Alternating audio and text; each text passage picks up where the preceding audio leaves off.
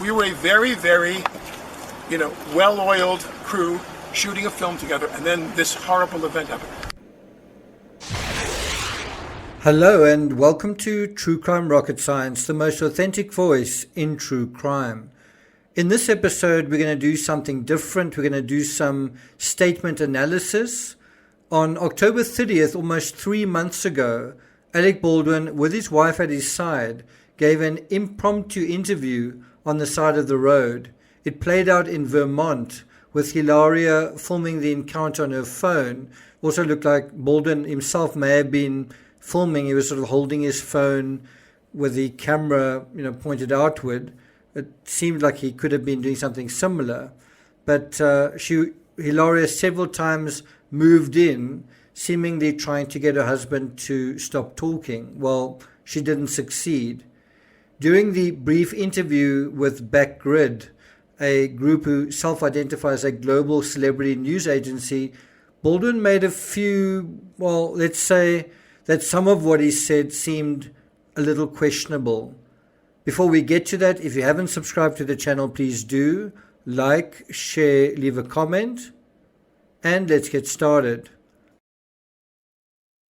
I'm not allowed to make any comments because it's an ongoing investigation. I've been ordered by the Sheriff's Department in Santa Fe. I can't answer any questions about the investigation. I can't.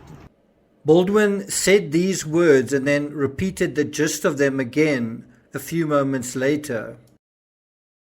Now, I've been told multiple times, don't make any comments about the ongoing investigation. And I can't.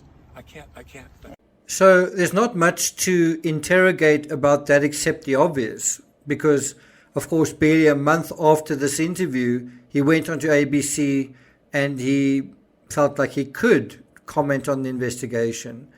And he commented extensively about the incident, detailing what happened and effectively laying down a defense for himself. There was also some criticism of the authorities, mostly to do with how long they seemed to respond and how long the investigation was going to take. When he went onto ABC, he said he couldn't wait that long. Okay, so much for being ordered not to comment on the investigation. Now we move on to the second point that he makes. He talks about Helena being his friend. She was my friend. Baldwin claimed this in his brief roadside interview, and he kind of said it like this. He said, "A woman died. She was my friend. She was my friend." He repeats it. "When I arrived in Santa Fe to start shooting, I took her to dinner." At no point in that description does he actually say her name. According to the LA Times, quote, "Before that, in a series of now deleted tweets, Baldwin wrote, 'I'm fully cooperating with the police investigation to address how this tragedy occurred, and I am in touch with her husband, offering my support to him and his family. My heart is broken for her husband, their son, and all who knew and loved Helena.'"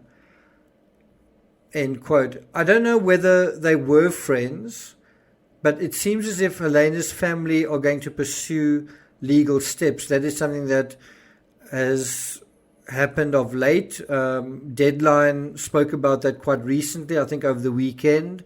There hasn't been very much news on that, but that is certainly in the offing. Them pursuing legal steps against the production company. So what do you think? I don't know whether that would happen if they were such good friends. This is a 1 in a trillion episode. It's a 1 in a trillion event. This is a 1 in a trillion event. Well, not really. It happened to Brandon Lee not that long ago. There were several mishaps on the set, on the Rust set, so technically, I suppose one could say it was a 2 or 3 in a trillion event.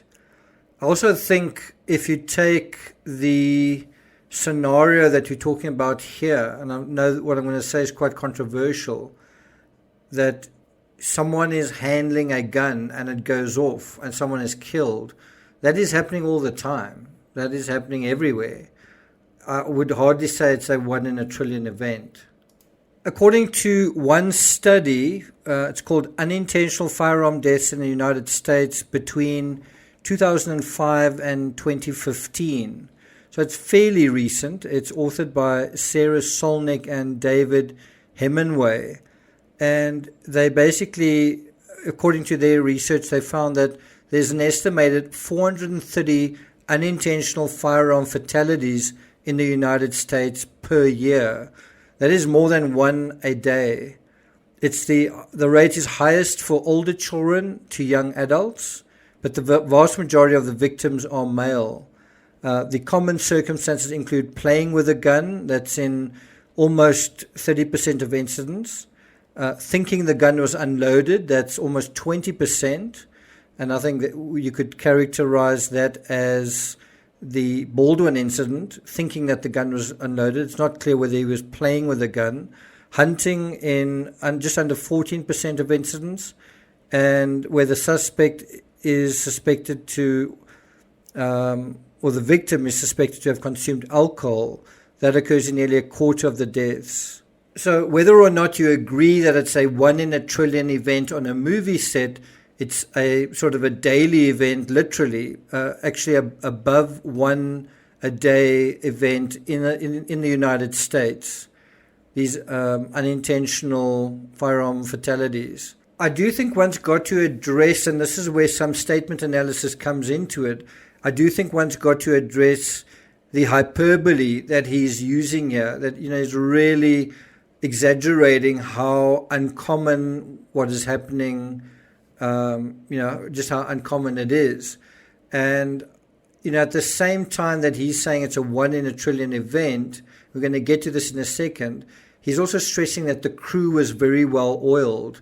In itself, an interesting choice of words, and then adding that this horrible event happened. So on the one hand, you've got this very well-oiled crew, and then on the other, this absolutely random fluke takes place. So what he's really doing there is he's very clearly separating the professionalism of the crew from an apparently unrelated kind of accident, right? Mamie Mitchell's lawyer said that the failures on set were so many that the end result didn't seem like a random fluke. It actually seemed inevitable, not accidental, inevitable. It does feel like that to some extent, doesn't it?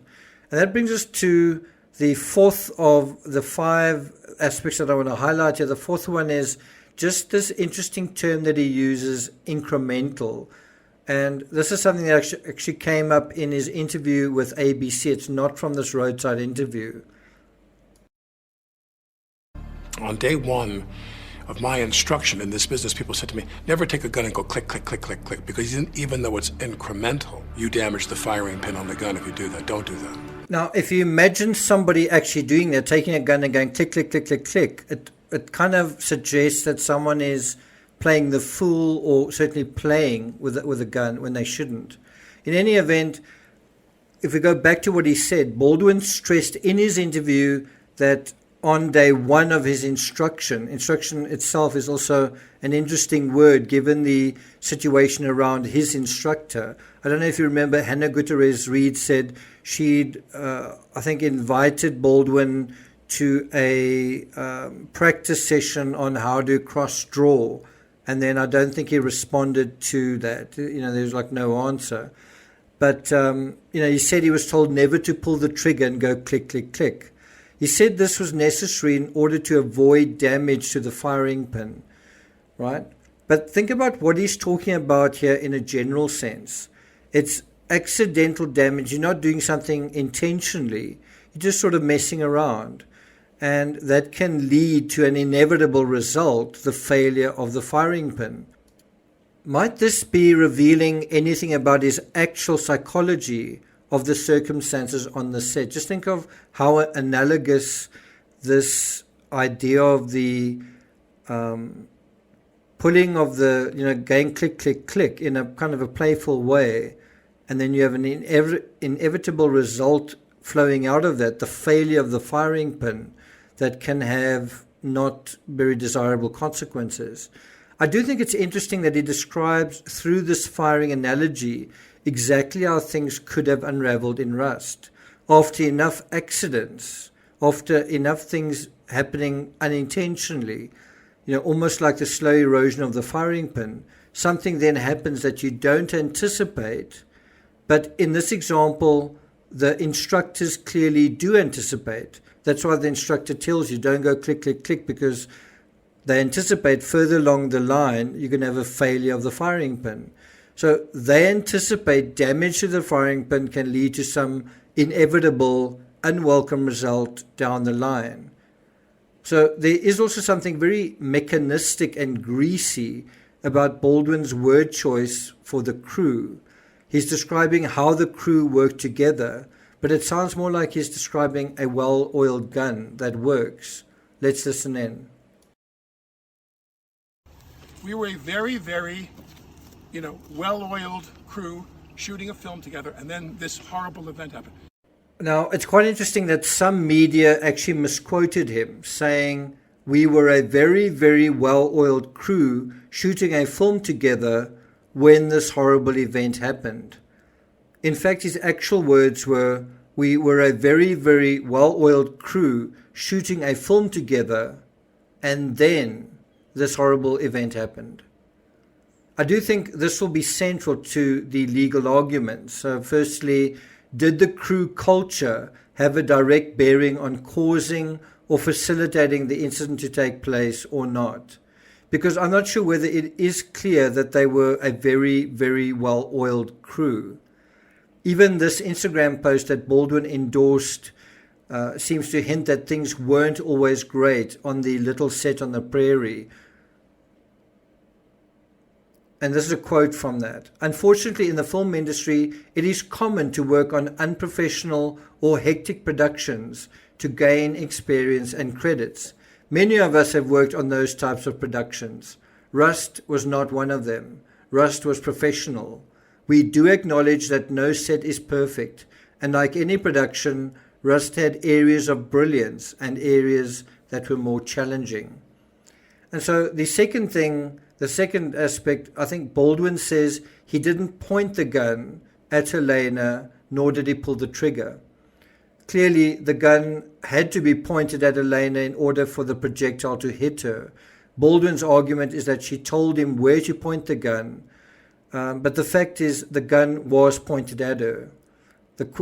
I think what is being established here by saying I didn't point the gun or pull the trigger is that I had no intent.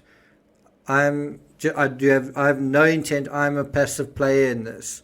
I was told what to do. I was told it was a cold gun. I'm a passive player. Everyone else was kind of in charge. But in terms of pulling the trigger, did Baldwin pull the trigger, or did the gun pull the trigger itself? Or did the bullet just sort of fire itself? Did the bullet just sort of ignite? His detailed explanation of wearing down a firing mechanism may have been intended, whether subconsciously or consciously, directly or indirectly, to have one imagine a weapon developing kind of a life of its own, where human intention is not a factor.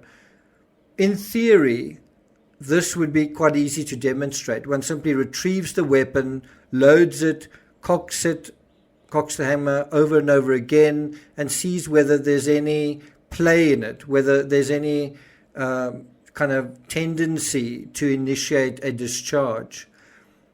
The other option is to examine the internal mechanisms under a microscope and perhaps under X-ray to determine if there is any erosion of the moving parts, and if so, how much. So it will probably come down to a weapons expert to determine if Baldwin's 1 in a trillion fluke is what happened, or whether something else, something far less unlikely, happened. So I'm not going to take it further than that. Just a reminder that on Wednesday at 4 or 5 p.m. Eastern Standard Time, I'll confirm closer to the exact time, we'll have episode 2 in the Van Gogh series. It looks to be quite exciting. I'm kind of still busy formulating and scripting the research and reading I've already done, but I'm really looking forward to that. So if you want to participate in the discussion, you'll need to be a member of this channel. And then I'm going to continue to be examining in depth some of the evidence that has come out in the Barry Morphew case. And I think the next episode on that, I've already put one up, but the next episode will be what is the most important piece of evidence of everything that has come out. So keep your eyes peeled for that. Thank you for listening, and I'll see you guys next time.